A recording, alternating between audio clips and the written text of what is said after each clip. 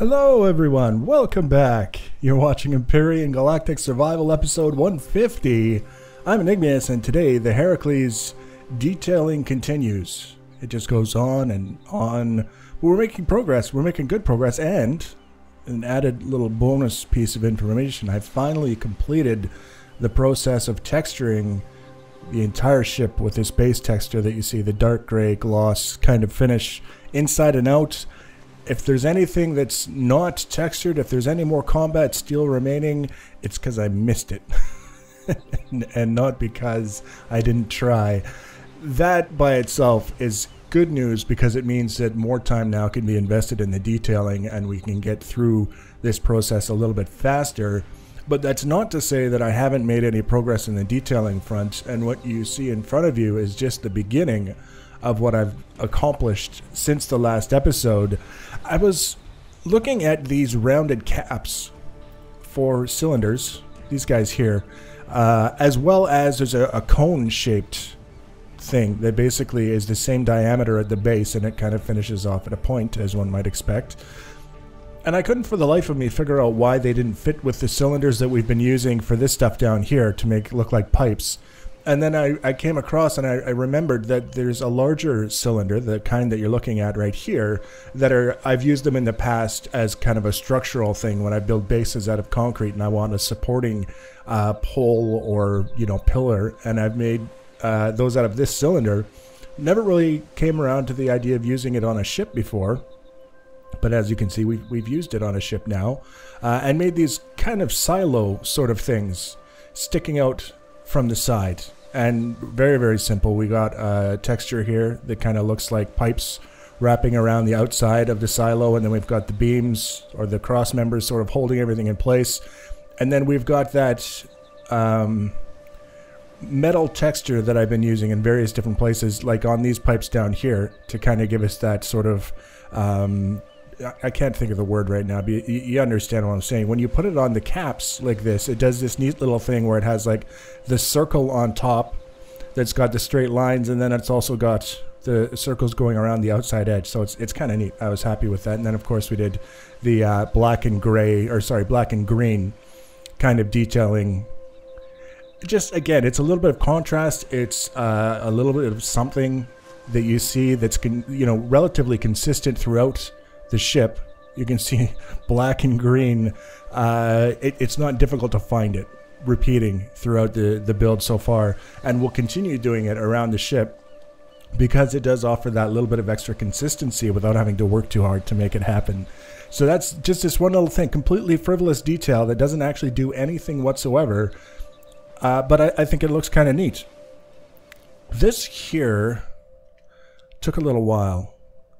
It took a certain amount of goofing around and a certain number of using similar ideas that I've used in the past and applying them in different ways, and also using some of the symbols that we have access to as part of the texturing and symbol tool to create something that's not present elsewhere on the ship up to this point, because I felt like it was really important to have different things happening at this stage, so that when we do settle in and start repeating basically everything, nothing new happening, we've got a wide array of things that we can choose from. If we repeat it somewhere else on the ship, it will have an opportunity to look like it's consistent with something else on the ship, but it's not being repeated so often that it gets old. So we've got this sort of array of structures kind of lined up here. Again, serves absolutely no functional purpose except for a little bit of extra defense on the upper section of the ship here. There's really no reason, if you were in a PvP scenario, there's really no reason for someone to want to go through the top part of the ship here, unless they just wanted to wreck your farm, because that's what they were doing, or because they were just shooting for the thing that looked the most target-like. I don't know. I don't want, the point is, I don't want to say that this is a tremendous defensive advantage that you're gaining as a result of having these things here. But, I mean, they are combat steel, so they do contribute to the defensive properties along this upper section. And then I took some of those conduit things, the fence blocks that I use as conduits, and I painted them with the black and yellow stripe pattern. And they're basically just carrying on down here for absolutely no reason. We could call them like power lines, or we could call them bright yellow walkways across the top. Who knows? And I did a little bit of texturing underneath, just to break up the monotony of the solid gray sort of thing. And you can see we've got the symbols, the double lines, sort of going all the way around, following the outer perimeter. Nothing especially difficult. And then more of the industrial sort of warning symbols. Say, hey, don't walk here. It could be dangerous. We don't know why it could be dangerous, but it could be. So just be careful. And then I found these symbols, these sort of terminus symbols for the double lines. And I don't recall having seen them before. They may have been there this whole time, but I don't recall. Same with these ones. They're circle terminus kind of thing. The way that I've used them here, all of the circles are kind of tucked under something, so they look like a half circle, but it is a full circle on the end of a little single line, and use those to kind of go around this thing.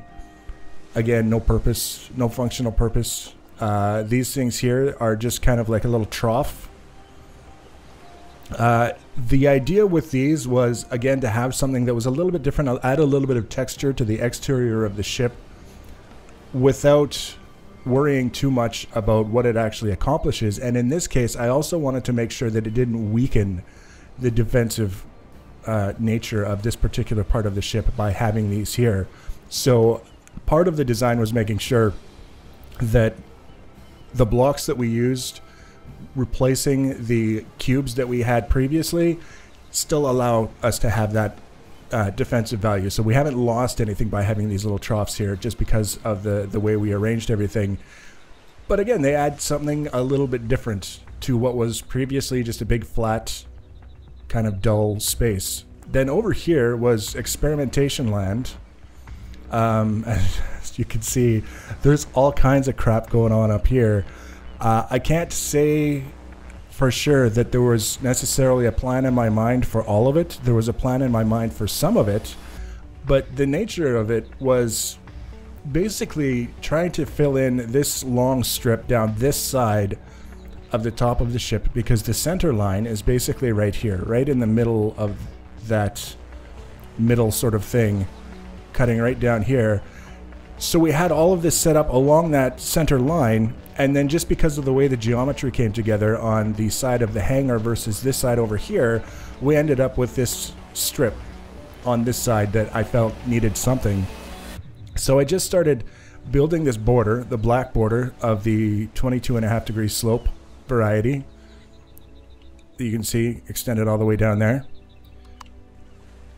In case that helps, I just turned the lights on. I got the feedback about turning the lights on, and I promised myself I would remember, and I just remembered now. So hopefully you haven't been missing out on too much. But you get the idea. I built a border out of the slope, and it comes all the way around. And then inside, of course, I painted the edge green on the inside. And then I just started building things out of blocks. Arbitrary shapes for the most part. You can see this here has no actual... it's not a likeness of anything. It's not supposed to represent anything. It's just blocks to be something that's not common. Continuing down here, we've got sort of the same thing. And they're roughly symmetrical. Kind of the same on both sides. We've got some green, we've got some black, and we've got some little wedge pieces down here just to kind of break up this part here. It kind of reminds me of a slug for some reason. Not necessarily because it is a slug. Just the way it comes together. Here we've got a pair of pickup trucks side by side driving down this road. Again, I'm just looking at it, and that's the first thing that came to my mind to describe them, was a pair of pickup trucks. And then we've got this part here that gets a little bit more involved and a little bit more detailed. We've got, you can see a little bit of different texture, again with that lined metal sheet, the same as that we use for the pipes.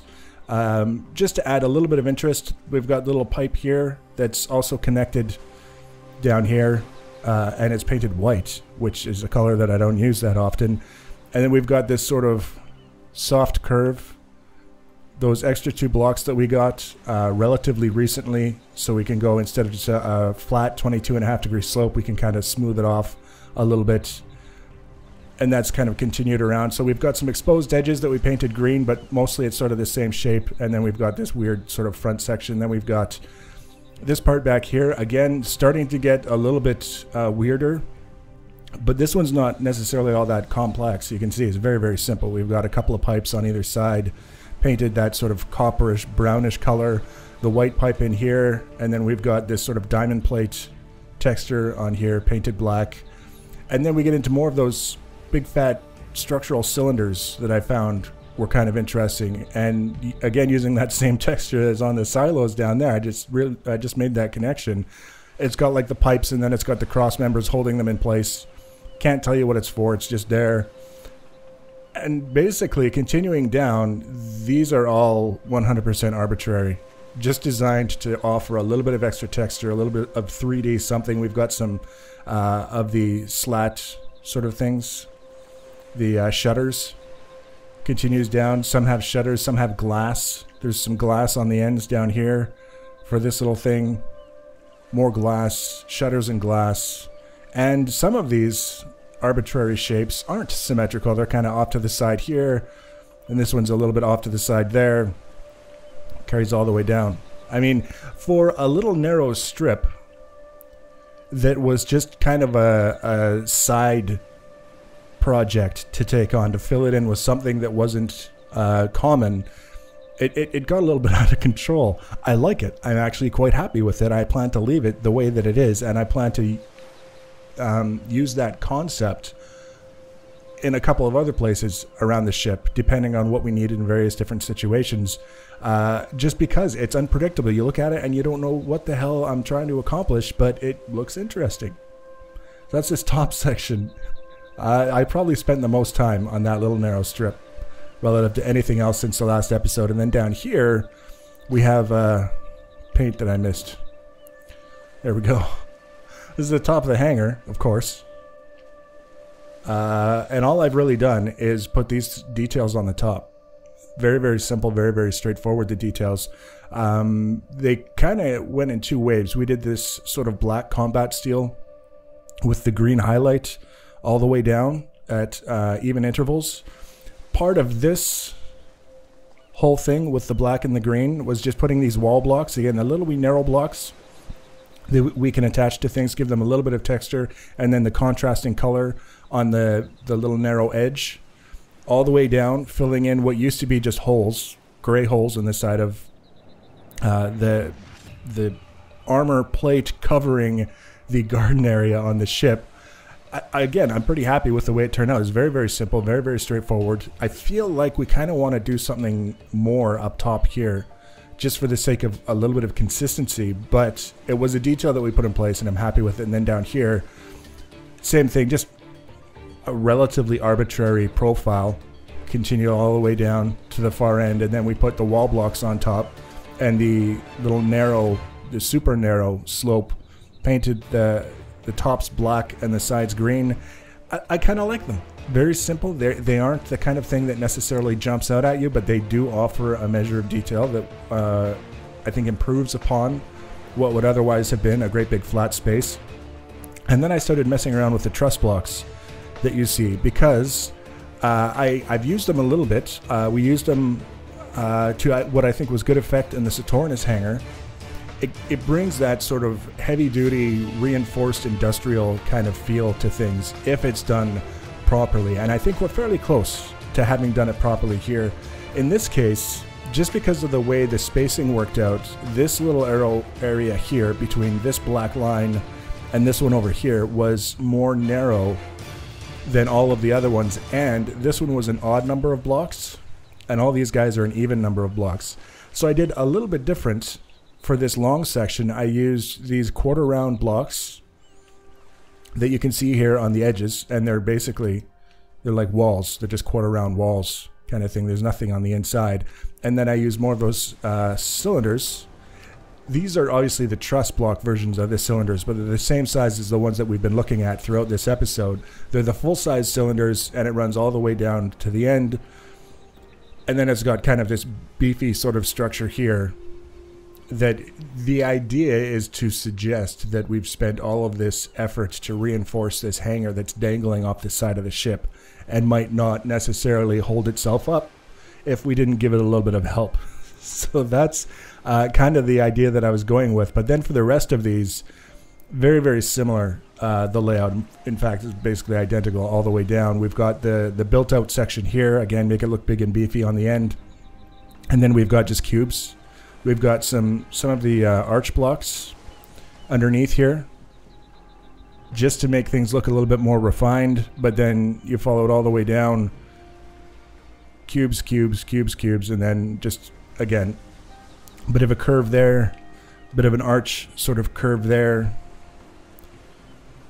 And that's the design that we duplicated all the way down here. Same thing here, same thing here.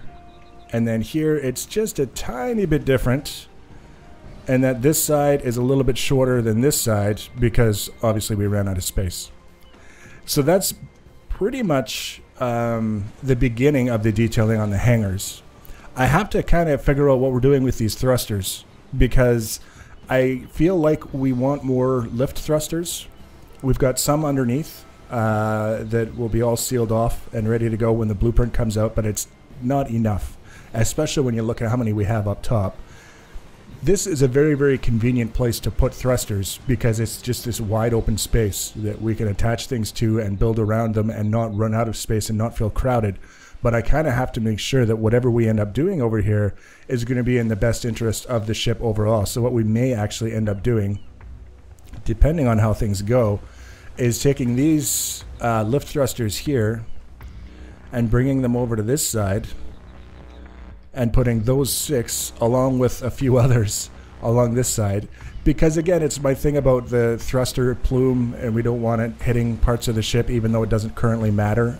And I have no reason to believe that that will change. It's just a thing that I picked up from space engineers.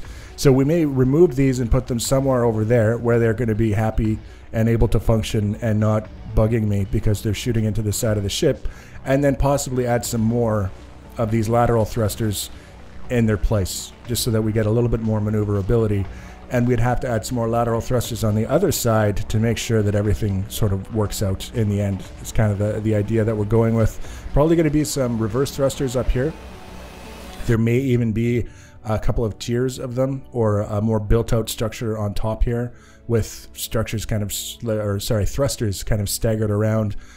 You know, uniform, symmetrical, making sense in terms of the overall design. But currently, the only reverse thrusters we have are the ones on these pods. And compared to the total number of thrusters that we have pointing in other directions, it's a little bit skimpy. So that's an option that I have, is to add some up there. We could add some up here. We can do, there's so much we can do. There's so much we have to do that we're going to do. And if you want to be notified, for the next probably 2 or 3 episodes, we're going to be detailing and painting and doing all those things. And then we'll be looking at the blueprint. So, I mean, it's not going to take a super long time, but there's still, as you can see, lots of space that we have left to kind of go over and fill in and make sure that it's up to the standards that we've set for the build so far. So if you want to be notified about the next and future episodes in the series and other series, you can subscribe to my channel. You can follow me on social media. Links for social media in the information section below the video. Feel free to leave your comments and feedback. Thanks for watching, guys, and take care.